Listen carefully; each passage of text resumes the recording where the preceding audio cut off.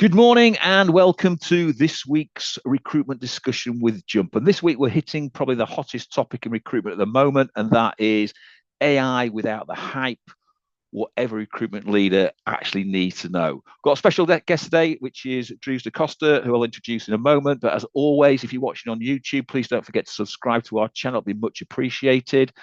But always some stats on AI. And these stats really sort of brought home what AI is doing at the moment in the marketplace. So AI adoption in the UK industry has accelerated this year. Roughly 48% of all recruitment agencies now use some form of AI technology. The use of AI in the recruitment industry, though, has tripled from 2022 to 2025, with 60% of the medium to large enterprise recruitment agencies now having some AI tools. Adoption is heavily weighted towards those larger firms, rather than 90% of the large private sector firms have adopted ATI, where 48% of the SMEs have still no plans to implement AI, which I find absolutely amazing. Candidate trends: approximately 46% of all UK job seekers now use AI to support their job applications, and 54% of recruiters are using some sort of job writing advert tool to help identify the passive candidates in the marketplace. 43% of the larger companies are using AI for initial video interviews, and 75% of recruiters use AI-powered application tracking systems to help view new applications from there. But it's the economic side that's really interesting. AI has been shown to reduce the average cost of hire by 71%. Recruiters are saving around about 4.5 hours per week by automating repetitive tasks, and AI-driven screening has cut manual review time down by 70%. The challenges of 2026, though, are there is still a massive trust gap. While 46% of candidates believe AI will improve recruitment, many are cautious about its role in the final decision-making process. 47% of UK employers are experiencing AI skills shortage, making AI literate leadership a non-negotiable for 2026. And 58% of talent professionals cite a risk of bias as their top concern when using AI. So, as I said, there's lots of, I think it's the biggest impact that we've had in this space in such a short space of time. So it's a really interesting market to be in. So let's introduce Dries for this session. He's the CEO and the founder of Dwight. He's very passionate about helping businesses survive and thrive by reducing their operational costs in the back office through Dwight, which actually stands for digital work interface for generic human tasks, which I thought was a great play on words. They automate platforms, back office processes 24/7 at the fractional cost of a full-time employee. Previously was a sales director and divisional role, had a divisional role on the board at the Access Group. He's led sales teams for recruitment, hospitality, legal, and strategy accounts for divisions right across the marketplace, with consistent growth of revenue and profit for customer satisfaction. So a great person to talk about the back office. We did have someone to talk about the front office, but unfortunately he's had to dip out at the last minute, so I will be covering that section. So Dries, welcome. Thank you very much for your input. It's much appreciated. Thank you for having me. Let's jump straight in. Okay, so in your experience, where AI generally delivers results in recruitment right now, and where is it still mostly hype? And let's start with the back office and I'll look at the front side. Are you seeing the same patterns, or are you seeing different patterns evolve through the marketplace? Yeah, so thanks for having me first and foremost, Howard.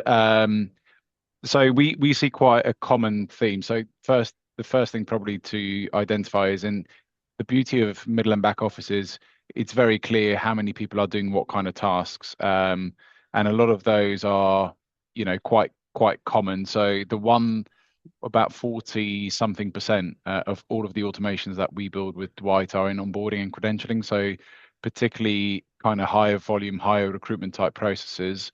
That's where we see a lot of ROI. So either it's a grow without growing piece. So people know that they need to hire more people to go and fulfill certain tasks. What we're able to do is essentially ensure that people don't have to go and hire more staff to do these kind of, as you said in the acronym, the mundane kind of parts of the process.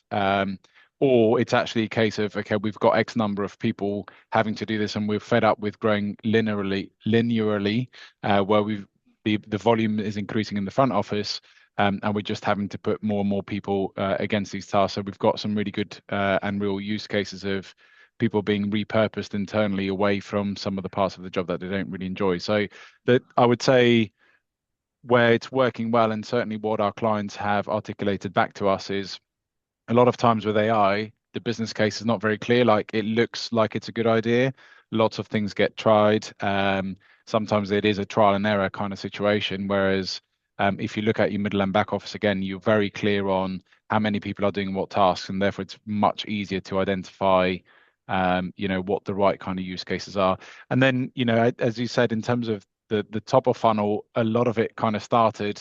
You mentioned some of the stats in your intro. So my 2 cents worth there before I kind of hand back to you is screening of candidates again in the kind of high volume kind of world. It makes a lot of sense to help prioritize who are the right candidates. That the recruiters need to spend time, effort, and focus on. Obviously, the writing of job specs, that's been around for quite some time.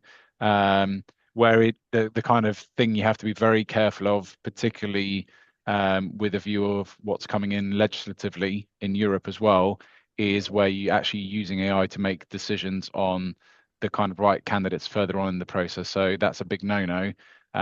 So there's certainly a lot of work being done around what are the kind of rules that are coming into force around AI, and how can you and how can't you use it? It's interesting, isn't it? Because I talk about AI generally delivering the grunt work, so sourcing, outreach, call transcripts, note taking, candidate lists, all of those things that sort of been working on right now and being built. And obviously that helps you speed up the recruitment process from there. There's lots of tools out there that will help transcribe and summarize candidate and client calls. So you can start to get rid of your scrappy notes, stop the call of, oh, I was meant to put it on the CRM, but I didn't put it on the CRM type scenario. But it means you can then infiltrate that data and look at that data, which I think then starts to be a real differentiator when you can start to do that.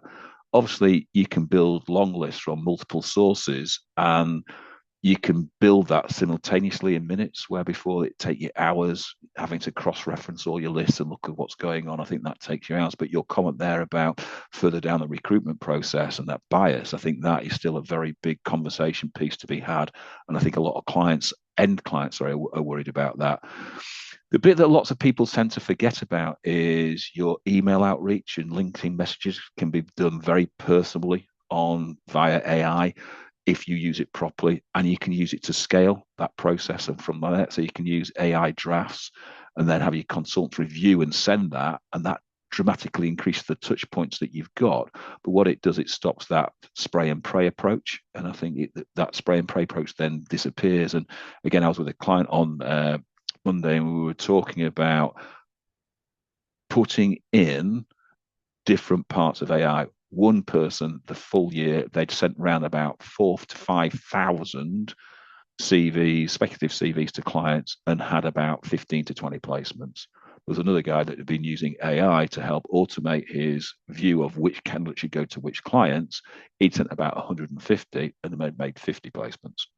So it says where it goes. So the honest picture is, I think that's the key, right? Is to do it well, to your point, because I get over at least 10 different LinkedIn approaches each and every day, and you can tell a lot of it has been automated through AI and not done very well. So that kind of highly personalized outreach, rather than just insert here a recent post that Dries has done, some kind of some tie back to that is just completely irrelevant just because the prompt said to insert something. It just immediately gets ignored. So yeah, I think that I would advocate for that highly targeted approach. Yeah, and I think that AI matching, personality assessment tools, and anything sort of claims that can create sort of culture, I think you need to sort of treat those with a little bit of skepticism at the moment, because I don't think that's right. And I think the honest picture looking at AI is an outstanding research and administrative assistant at the moment. It's yet to replace the consultant. And I think that is about the sector knowledge, the relationship skills that you build both with your candidates and your clients. It's yet to do that. So I think it's a massive benefit. And I don't think it will, right? Unless you are literally having to hire stack 'em high type roles. use the old analogy of Uber drivers where it's a text message, are you available for this, yes or no? Then obviously clearly you can automate that. But ultimately, I think, Howard, if someone came to you and went, hey, we've got this exec role in Singapore for you, you need to build relationships, really understand your candidates, understand your clients, to then have that emotional intelligence to be able to make the right kind of match. And I don't think that's going to go away. Clearly, what we advocate for quite strongly is just to make sure, to your point, get rid of all of the noise. So let's say if I'm a 500 grand biller, how do I become £1 million biller? And that is by taking away a lot of that, the note taking, all those kind of things that we're talking about. Clearly, from our perspective, it's also then taken away, if you take it to a macro level as a recruitment agency owner, is how do I do that in a highly profitable kind of way, in terms of growing my business, making it more profitable. It's still a tough market out there. It's coming back, but it's still a tough market out there. And that really translates into using AI and automation tools in the middle and back office to take away a lot of those kind of administrative burdens that, again, most people frankly don't want to do. So if you look at that in its true sense of the word, if you look at that 4.5 hours that it produces or saves a consultant every week, and you times that by 48 to give it the annual there, that's 27 working days extra. Yeah, although but per your intro, as you said, I've headed up some big sales teams at the likes of SAP too. You then need to make sure that they actually use that time more productively. Yes, absolutely, and that's the key, rather than letting them be lazy. So let's move on, because I think we're going to cover that in a little bit. So when AI starts to automate back office tasks like compliance, invoicing, reporting, etc., how should a recruitment leader think about what that means to their headcount? And I'll look at that from the front end. If AI handles more sourcing, screening, does that change the type of consultants that we actually need? I mean, I would say it's, in terms of the consultants, we also work in the US market. Let's take US healthcare for a minute. Over COVID, it was very much a case of demand was crazy, and healthcare staffing agencies out there did very, very well. So really what you had in terms of consultants were people that almost had to order fill, right? And I think the point here is, going forward, is actually that kind of high EQ kind of skill set, I think, is coming back more and more. And that's really how people differentiate, because everyone's going to be automating through AI some of the tasks that we've spoken about. So I do think it's going to change from a recruitment consultant perspective back into more the old school way of hiring, of talking to clients, talking to candidates. I think when you're looking at more widely the recruitment sector, let's take the rise of MSP and VMS type platforms. Again, it's margins are being squeezed, volumes are going up, margins are being squeezed, and that cannot mean a linear. I need to stop using the word because I can't pronounce it properly, but I am foreign. It can't mean linearly having to put in more people in the back office, because automatically, it makes it more costly for you to fill that role. So, if you consider that most recruitment businesses have been started by really, really good recruiters and really good salespeople, it's natural for us to have that. And I'm a founder of the same kind of tendencies. Natural to look at how can we do more sales, and then the rest will staff and resource, and we'll worry about it later. Let's just get more clients and more revenue in, and it becomes easy sometimes to neglect that kind of profitability piece and looking at how can we do things better in the middle and back office. So I think that's a natural tendency. If you look at, many people have come out of being a great recruiter into knowing what they do really well, but then somewhat neglecting the middle and back office. What I'm saying is, more and more people, like we did a big announcement today, as you saw, more and more people in that kind of middle and upper mid market, shall we say, in the recruitment agency space, are now deploying these tools. And you need to be really careful that you don't become irrelevant or you're unable to compete with some of those organizations as you continue to grow and scale, because they're using it. If you're not using those kind of tools, you commercially, unless you have a real niche that you've carved out, you're going to struggle to compete. So you read out some very scary stats at the beginning. What I took from that is, if you're not yet adopting these tools, your bigger competitors are. So make sure that you are giving this some serious consideration.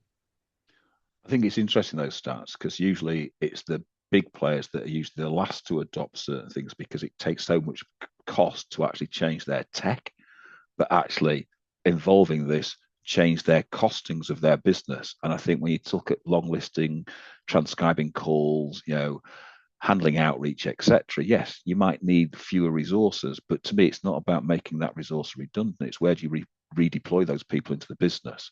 And I think the biggest change that you've got is that the candidate market is getting smaller, the requirement market is getting bigger, and therefore engaging with your talent pool now becomes more important. So your initial outreach into your talent pool becomes more important, but then it's actually connecting with your talent pool, whether they're ready to move or not, and start to break a relationship talent pool there. So there, to me, that's the first thing. So I wouldn't that headcount.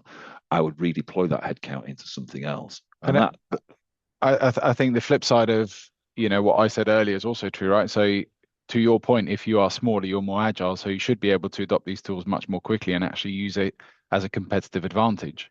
Um, so that for me again made that all the more worrying. But yes, it's then about good management. And again, if you're smaller, in theory, it's easier to make sure that your recruiters are then becoming more productive once you've taken away some of that burden, because you're a smaller unit, you should be able to manage that more closely to make sure you achieve that. But so if you think about the consultant shift, what we said about creating that 4.5 hours more per week, your comment is absolutely right. It's what you put the emphasis off on what they're going to do in that 4.5 hours, whether it's relationship building better client management systems, getting a deep relationship with your client to help retain your clients as well as open new clients. And I think things such like people talked about call recordings, and it was great to call recordings because you could take data from that and infiltrate data, find different candidates. I looked at it in a completely different way. I said I could take call recordings of my best consultants and then use them as training and get best practice with everybody mirroring what the best people are doing. In the olden days, when you tried to do that, it was really hard unless you had the proper tech where you could record calls, things like that, and listen to what the client's saying, what the consultant's saying. You could never get really those tracks that they were really coming out with, the things that help them convert, the noise that help convert. But now using call transcripts and things like that, you can start to get that. And I think AI massively helps with then the development of your staff. The other side of it, the simple side, like writing candidate summaries. I'm dyslexic. I hated writing candidate summaries. AI massively changes that, and I think that's now coming back into fashion. But better candidate summaries, what's going on. But now you can match AI to help match your client and your candidate. Then those summaries become meaningful to the client and not just a summary of what the skill the client's candidate's got. I mean, for me, if you're not doing what you described there, you are well behind. We've been doing this in our own business. Obviously, we're a software business, not a recruitment one. But we've been doing this well over 18 months where all the calls are recorded, it spits out the transcripts, it syncs to the CRM so we can do with the data as we please, we can search on it. And then we've got AI layered on top of that actually does, to your point there, does some of the coaching. So actually looks at who is making the better calls, what are they doing, look at tonality of the calls and basically automate, given some of that coaching and that intelligence back. So for me, that's become pretty 101. And I think you're right, because I think the big risk is leaders who haven't restructured their business and start to use AI will start to either lose good people or start to lose good clients. And I think it's evident that that's already starting to happen in some areas. And I think that's a real sort of key point that we've got to start to look at, that what AI can do to build that. So if we move that into the client side, then clients are increasingly aware that we use AI tools from a front end perspective. How's that changing from a client to agency relationship? And I look at it from that side. If you look at it then from a back office side angle, if you're running faster, cleaner operating systems through AI, can that give you a competitive differentiator to your client? Yeah, I mean, again, with the back office lens on, absolutely. So I'll use a few examples there. So we've got a UK client, they were about to go and hire a credit controller. We've now automated their whole invoicing process, including doing the data manipulation, getting the invoices out facing. So they've now got basically a digital work at a fraction of a full-time person doing this and doing it 24/7. Equally in the States, we've got a client there where we're automating their invoices, doing 1,000 invoices per week. That's actually reduced. So the first example very much talks to improving your EBIT, and to your point, Howard, you can then repurpose some of that saved spend into finding new clients, finding new candidates. The second one here is where we're invoicing thousands per week. We've actually been able to reduce the time it takes for them to cash collect. So they're paying out candidates before obviously they can collect the cash.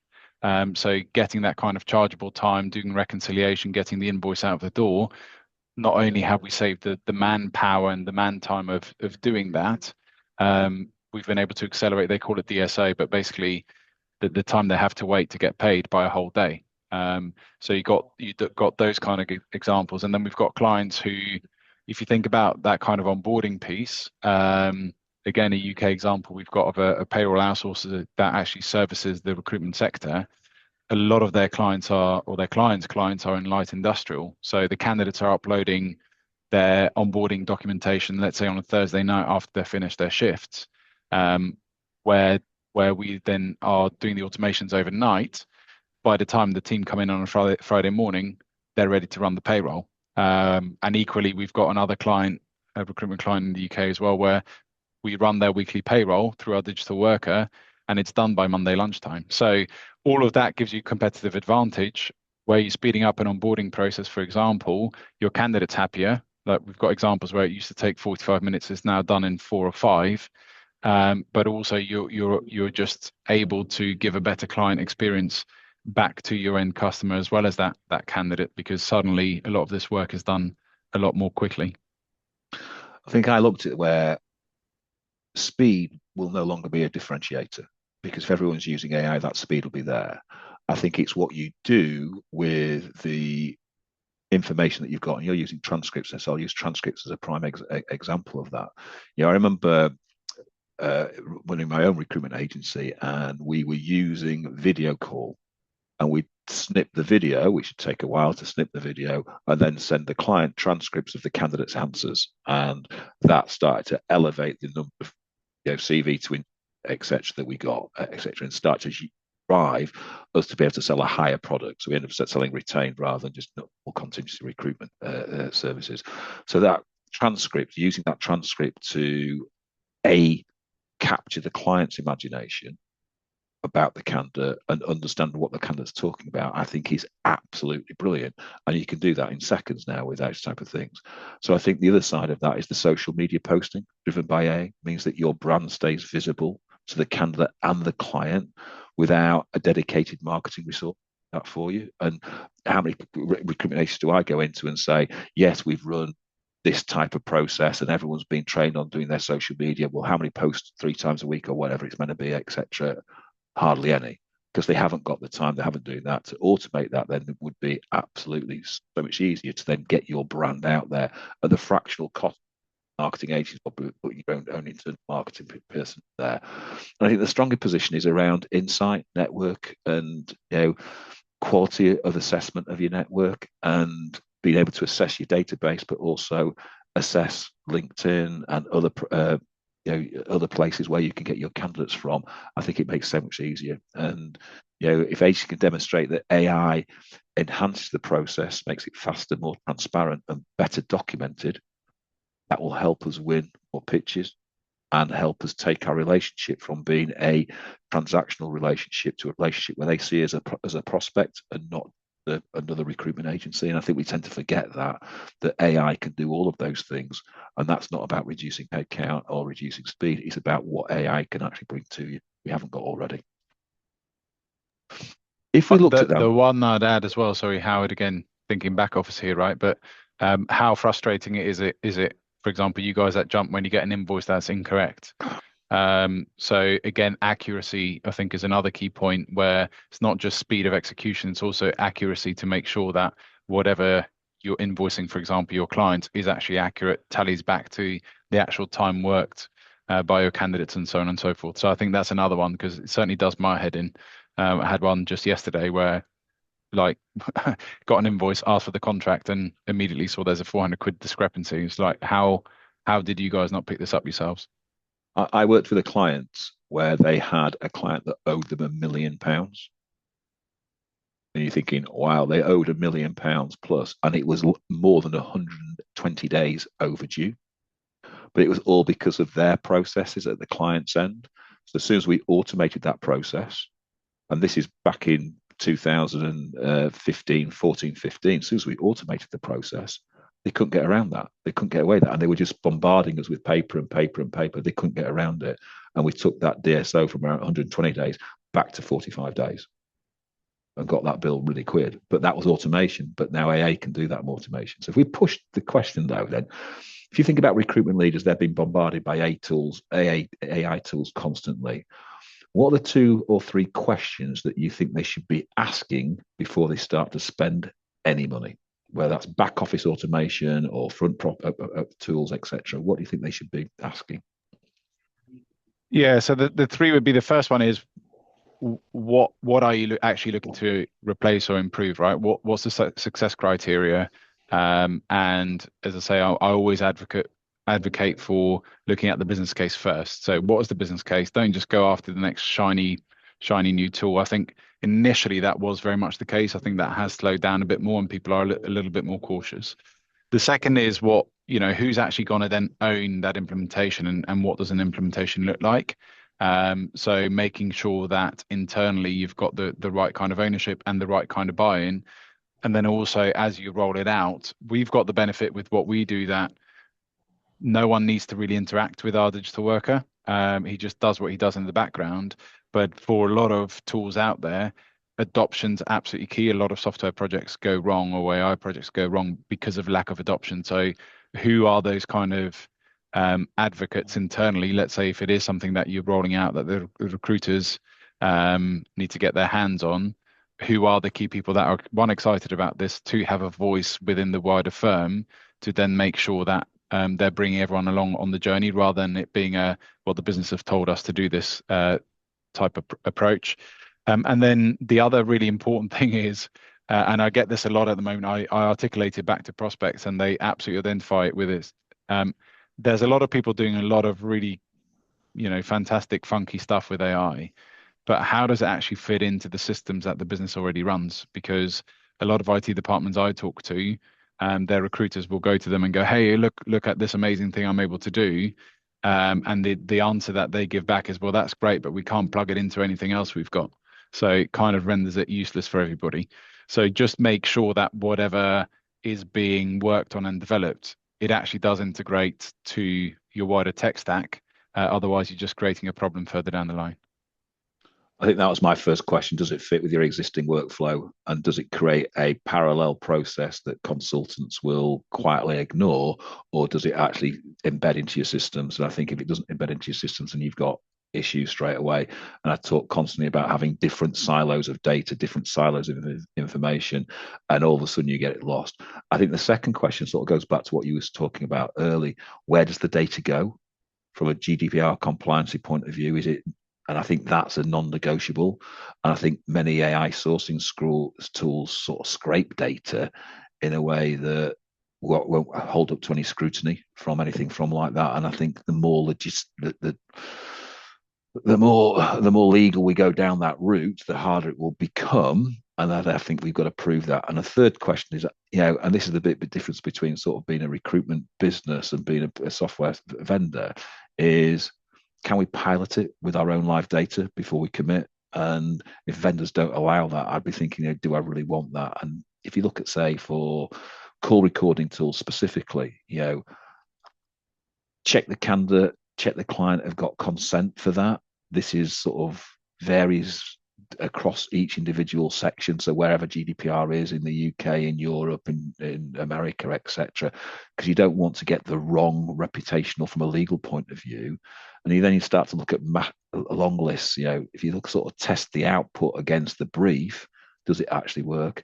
And I would always say, from a demo's point of view, I would never buy on a demo. Buy on a pilot and look at buy on a pilot, because the gap between the polished demo and the real world performance is absolutely huge. And that's where most agencies get burnt, because they see the demo, think brilliant, and then the real world performance is something very different to that. And I think that's the bit that most recruitment agencies get burnt. So I think, does it fit your systems? Does it connect to your systems? Is it compliant? Does it create compliancy? And can you get a demo is the first thing I'd be sort of looking at to make sure that you've got that real world view of it, not the polished demo.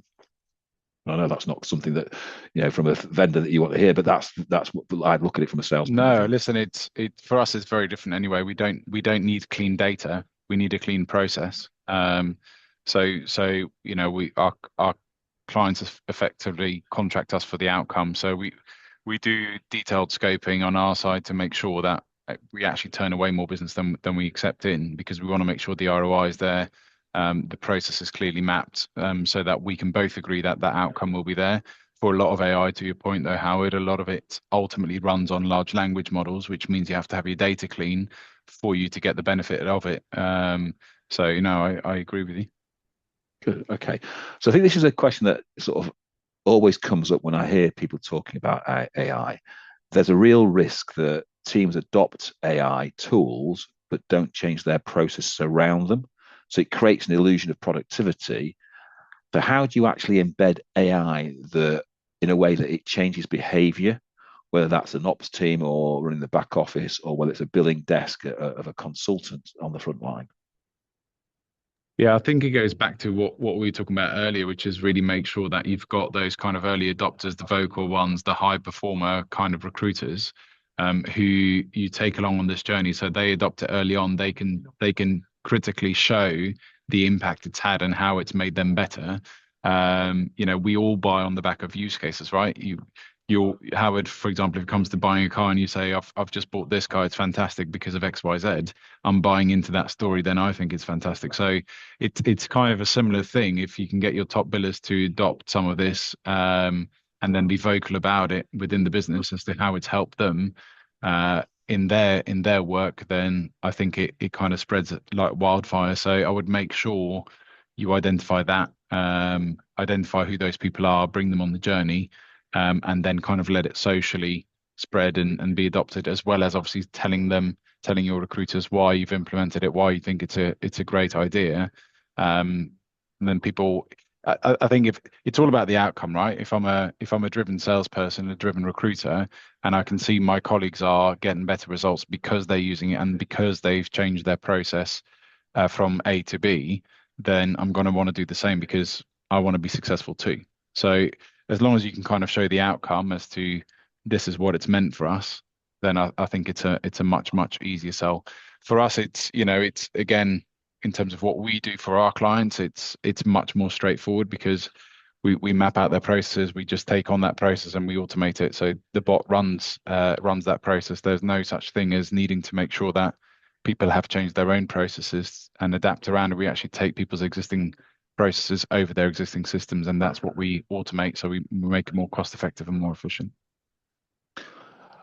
I think when I sort of wrote this question, I really sort of was thinking very heavily about a lot of the clients that I've been working with who are starting to adopt some of these tools.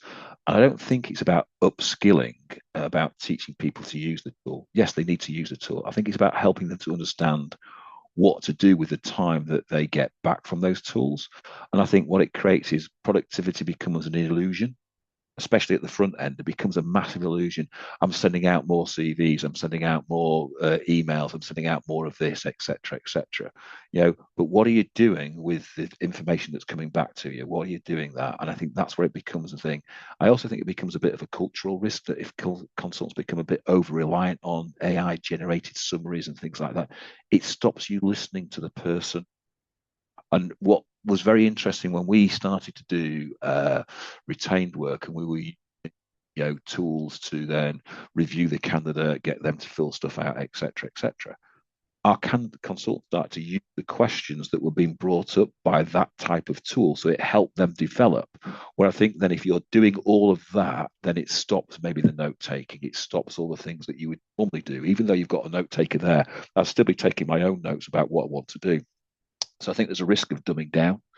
And I think consultancies stop developing their own market knowledge, their own candidate knowledge, their own assessment knowledge, and trust AI too much, probably start to lose out a little bit, because you've got to have that personal knowledge, that's where the value comes from, I think. Yeah. So I think it should be used to sharpening your consultants, but not replacing their thinking. And I think that's the bit. If the best AI tools handle admin, etc., etc. But I think if we start to dumb our consultants down, then Yeah. we're in for a bit of a Yeah, problem.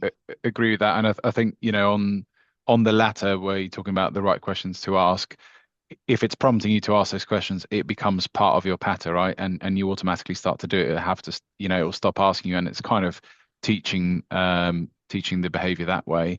I think regards the former, we always ask prospects on our side, if you had a digital worker that can do the work of up to 12 people, what would you do with the time that's been freed up, right? And it's a similar kind of thing. So when you're looking at an AI project, actually go, okay, if we gave you this tool that frees up your time and you get 20% of it back, what will you actually do with that? And make that part of maybe the success criteria for the project, to then go, at the end of it, now that we've implemented it, have we actually achieved whatever that KPI outcome looks like in terms of that 20% that I've saved? Where are they now actually spending their time on this? Because if not, then I'm going to come back and go, Howard, hey, you told me that you'd be doing 20% more of this. So why are you not? Because that was Yeah, your commitment back to the business, because none of this comes free, right? So if the business is investing in it, what do me as a recruitment owner, what do I get back out of it? And I would want, whenever I get a business case here within our business, like with the AI tooling that we've got over our calls, that listens and coaches and suggests some of the questions that you're talking about, I always want to know, what are we going to get back from it? And then because it's all good and well saying, well, we only need to do one more sale. It's like, okay, but how?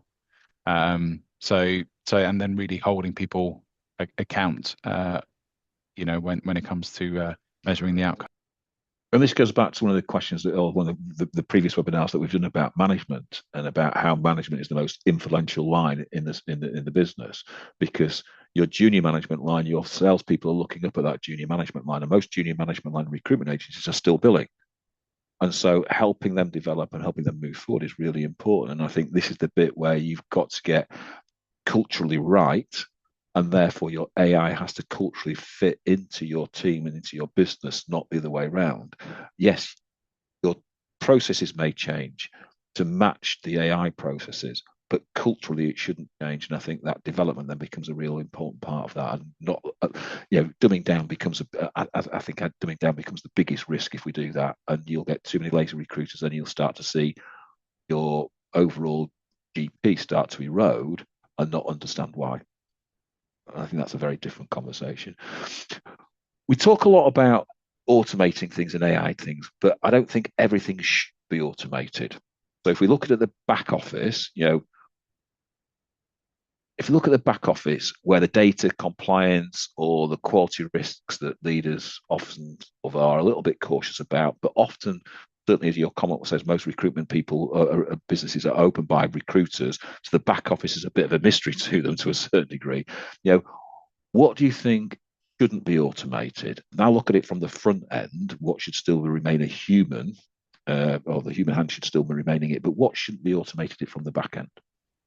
Yeah, I think the front end question is almost an easier one there. I think, back end wise, most of it, to be fair, I think can be automated. So particularly where you've got highly repetitive kind of processes.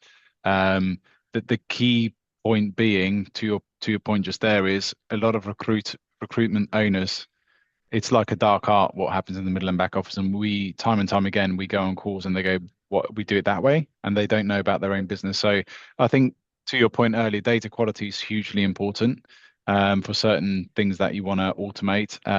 In our world, it's really knowing your process really well, and understanding why you're doing what you're doing, because we can only automate what's there in terms of that process being well defined. So I think they're the two biggest ones. And then, we touched on it earlier around kind of managing the data from a regulatory perspective. So making sure that whoever's doing these automations for you, have they got ISO? Where's the data being hosted? There is a real danger, by the way, of where recruiters are using your Claudes and your Chat GPTs of this world, that actually they're feeding it into a publicly available large language model with potentially sensitive information. So there are certain settings you need to make sure that have been changed. And equally, when it comes to selecting providers that will help you with middle and back office automation, is actually make sure that have they got those kind of credentials around ISO and the likes. it's a real. I think the way I thought about this and thought about what we're talking about there, and I think the rule of thumb be automate the process, never automate the relationship. And it's the relationship that I think people then suddenly try to automate. And if you look at AI that sits between the consultant, the candidate, or the client, you know, is that a critical brand risk where you've automated too much? And I think that's a real sort of interesting. Yes, you can automate, your rejections from an initial application to roles and things like that. But when you start to reject a candidate who's been for an interview, that should be a personal interaction, 100% where agree. a lot of people put chatbots into that and things like that. And I think that damages the candidate experience, but it also damages the client experience. And what we tend to forget is that candidates are sat with other candidates, but they're also sat with clients, and they're all talking about, oh, I've just been with this recruitment agency and I got a bot, or I got this, I got that, I've got this, etc. And it removes that personal touch from it. And again, that goes back to sort of dumbing down the recruiter, but you're dumbing Yeah, down now the process. or you've got a hesitant candidate, right? So they've got all the way through to they've now got the offer. Suddenly they get cold feet, and having that conversation to kind of really break down why they're feeling that way, and understanding the motivations around that and being able to relay those kind of fears. I don't see that being done by a chatbot anytime soon. Yeah, and I'll use the other side of that. That a lot of people are using AI to create their social media content, but never actually checking it.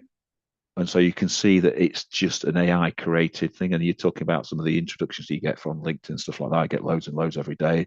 And you can look at it and you just go, that's appalling. Same as with the emails that you get every day. They're just appalling. And I think, going back over them with a human eye and actually making it credible and putting it in your tone of voice is damage limitation, because it's all about your brand. It's about how you're working there. So I'll go back to that conversation about, to me, the rule of thumb is automate the process, never automate the relationship. And it's the relationship, anything that leads to the relationship growing, be a personal touch. And that's a very different view from what people think AI could be doing, because they're trying to do the mundane parts of recruitment, which actually are probably the biggest parts where relationships are developed, where trust grows and is developed. If you start to automate those, then you're going to have a very, very, not even a transactional relationship. It is just going to be a productized relationship, which never really works. And you'll never be able to upsell from that relationship from there. The last question, it's always an interesting, I always try to sort of throw a nice question at the end to sort of look at things. Looking at sort of 18 to 24 months ahead, and I know that AI has moved so quickly, even in the last 12 months. If a recruitment leader does nothing with AI right now, what's the realistic competitive risk? I mean, I would say specifically on middle and back office, so i.e. looking at your cost and cost controlling, you're gonna be widening the cost disadvantage essentially, because everybody's looking at this and driving efficiencies to make themselves more price competitive.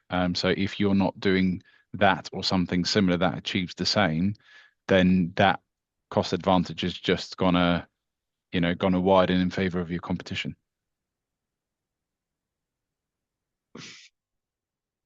I'm going to look at it in this way.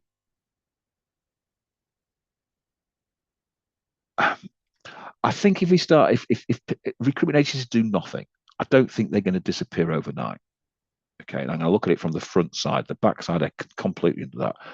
But you will start to lose pitches. You'll start to lose your competitive advantage, and those who can demonstrate speed, transparency, efficiency, and costing will have a massive advantage.